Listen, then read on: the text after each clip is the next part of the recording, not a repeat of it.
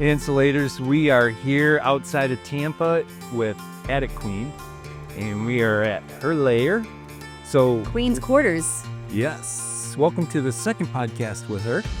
And we have some follow-up questions and more questions to ask her about. I love it. So can you talk about the time you were starting out and where you are now in terms of business? Oh, man. It definitely has come a very long way. When I first started, I had equipment that essentially I was borrowing from somebody I worked with and would help out in Georgia that had all the equipment. And he really wasn't doing a lot of work and wasn't really motivated to do a lot. And he'd ask me, like, what are you doing? I'm like, just kind of existing and doing whatever I can out here. I hadn't really found myself, but he really did give me a great opportunity. And he said, take the trailer. It had an 18 horsepower vacuum, and it had a small blower set up, but it was brand new. And both the equipment was just jammed in there. And I didn't even have a pickup truck. So he's like, well, buy a truck. I was like, all right, well, I don't know how to drive a trailer. He's like, learn. So I did. So I basically started just with like having hands-on experience working from the other company. And then I just kind of started using the content I had in my phone and just posting it on my social media and showing up to do the estimates. And then I'd show up to do the job. And essentially at that time, I didn't have employees, and I just had like whatever body I could find. I sometimes like call it like a mouth breather, right? Where it's like just somebody, right, showing up. And I was very anal. I would not let anybody else in the attic because I was worried, God forbid, what's going to happen if I damage something. And, I don't want that to be on anybody else. And even though I did have insurance, I just really didn't know the ins and outs of it. So being a business owner was super, super scary.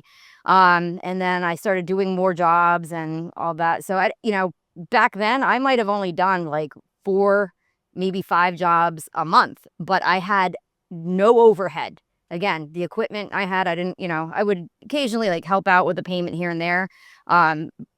My truck, I bought it outright, so I didn't have a truck payment. Everything was low in terms of overhead. So here I am now, about 3.5 years later. I have a shop. I have 5 trucks. I just totaled my original truck, unfortunately. I have 4 blowers. I have 3 vacuums, and I have actually, I think I'm up to like 11 employees, like real employees. And not all of them work for me full time, but just to be able to have a group of 11 strong people that I can call on and call into work, it, makes me very happy. So, it's definitely come a long way from when it used to just be me, and knowing that I had nobody else to look at except for me. And now I have a great group of people and lots of trucks, lots of equipment, and lots of customers. How did you become Attic Queen? I have a very different background. I think I might have talked about it last time, but I was in corporate America for 16 years. I was vice president in banking. I opened up call centers. I managed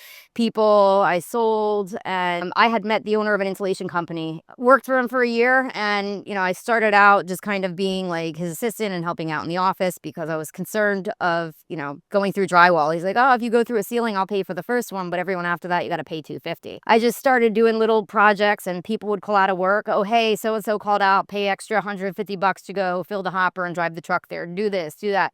Go to the dump, drive the 26-foot box truck. Yes, sir. Whatever you need, sir. Because my whole life, I was just a doer. COVID hit. We got extremely busy. I became a team lead. People started loving seeing a woman showing up and doing the work and just running circles around everybody. And then I went into sales. I dominated. I found out about a training, and I was told I can go. And then 2 days before, he changed his mind and he fired me. And that's really what ultimately, that training is what transitioned me into the Attic Queen, because I was kind of the Attic Queen, just calling myself that because I'm this woman dominating in attics working for somebody else. But when I started learning the building science and the fact that people are living in their house sick, I was like, okay, this is going to be me. This is now my identity. But that training is really what pushed me into becoming the Attic Queen, and then further training and continuing to do the work. And I just became addicted because the results that people would get, not only on their comfort, but how they're feeling, how their kids are feeling, how their parents are feeling, no longer sick inside their house. And that just gets me going. So what are some of the things that you look back when you were starting out that you're glad you did it? Well, I'm glad I started my own business, number one. I am also glad that I spent thousands of dollars,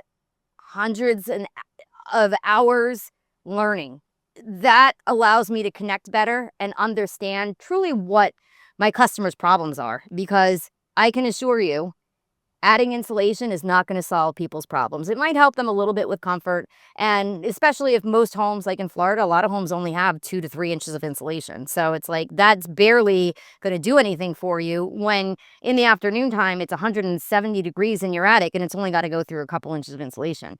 Just the fact of being more educated and using my education to really problem solve and get down to the core root of what people are experiencing.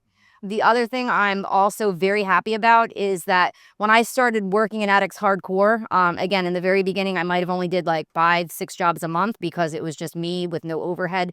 But as I grew and got, more trucks and higher insurance and general liability and all the things that come with it, and maintenance and things breaking. The one thing I made sure I did first is that I ate properly. I took really good vitamins. I take like a pharmaceutical grade of injectable vitamins and aminos, because truthfully, like, especially in this Florida heat, if you don't treat yourself like you're an athlete, like, or a superhero, right? You got to put the good stuff in order to be able to get up and have the energy and be present and not want to cut corners and, just help you complete the job. So Now let's flip that over. What are some of the things you wish you would have done differently? bought a way better vacuum from the beginning, right? So, when you're first starting your business, a lot of people, they just want like the basic, right? Small blower, or maybe they're using the Home Depot or Lowe's one that they get for free, which again, it's good in a sense, but if you're going into business to go into business, spend more money in the beginning, because and get the better products, the equipment, because it's number one, especially with this type of work, you need to really consider your body. So if you can buy a diesel vacuum or a 37 horsepower vacuum, that's going to cut your extraction time a ridiculous amount, right? It's going to cost you more money up front, but what you're saving in time, especially if you have employees now, it's going to get them out of the attic quicker, again, saving their body. It makes the experience also better for the customer because you're in and out much quicker, right? So definitely, I would have got better equipment. I don't know, maybe about a year into like Attic Queen being officially my own business, that's when we upgraded from the 18 and got the diesel. And I love it. One thing I'm happy I did was always having insurance, and really don't skimp on that. Fortunately, I haven't had to have anything come up, but you just never know what's going to happen. And don't cut corners, don't be shady, do the right thing. It may cost you a little bit more in the beginning, but in the long run, it's gonna, in terms of being a business, it's gonna help you just run a smoother operation. Right. Okay. So yeah, you touched on a question that was really going to ask. Is this CoolVac37, the gas powered one, and the Diesel 25, are they really necessary? Yes, of course. So I would say 90% of our business is extractions, and that's a lot because a lot of people don't even know that like removing insulation is a thing. Why is it a thing? Better indoor air quality. It allows you the opportunity to actually air seal the attic better. Or if you're spray foaming your attic and it's a retrofit, you got to pull the insulation off of the attic floor. So are those vacuums necessary? I mean, we're in Florida. It gets very hot. It's dangerous. So I would absolutely say if you're in a hot state, you want to get a better vacuum. Also, the benefit of those two particular machines is that you could literally suck R30 face bats with it versus bagging it up and having to drag them through the attic and hope you don't rip a duct out or bust a plumbing line. So the fact that you can run a straight 8 hose up into an attic and have people pulling bats, so you could throw a bat like a foot in front of it and it just sucks it right up. The better equipment, it helps you do a better job. And again, when you have employees, they're gonna always complain about something, right? So we can't do any better in terms of getting anything stronger. If you want to see what it's really like to have a vacuum that sucks, but like not in a good way that you'd want it to suck, let me get you the 18, right? So You've been on the phone with Andy and Dave a few yeah. times. Oh yeah. Met them both. Yeah. Both So- of them. How do you feel about their support? I love it. I actually had to call them the other day. I can't remember what it. I walked into O'Reilly's and there was like a closeout on oil, and I was like, I think this is the oil that we use. And I didn't. I was trying to look up the manual online, and I call them. Becky answers. I'm like, hey, it's Ada Queen, and I was like, hey, I'm in this store and there's a really good special on oil, and we're always using it. We got all kinds of equipment. I just want to make sure it's the right one, so I'm not wasting my money. Let me get you in touch with Andy. And I'm like, all right, great. And I love talking, to everybody with Cool Machines. I always love talking with you guys as well, just because again, it's like I do business. I prefer to do business with people I have a relationship with, right? Because I don't want to be dealing with strangers, and I'm a very special person. I'm not the easiest, but I'm not the hardest. The service that I get from them, and just it's I'm a small business. I just kind of feel like we need to stick together because they do offer the same personalized service to me that I offer to my customers. So I like to kind of stick together with that. How many homes and businesses did you do your first year? Not a lot. I don't know if it was the first year from like April to December or my first full year, but it was like 77. Well, that's a good amount. And then maybe now, I think we did maybe under 300 last year. Well, it's awesome. Yeah, So you migrated into spray foam.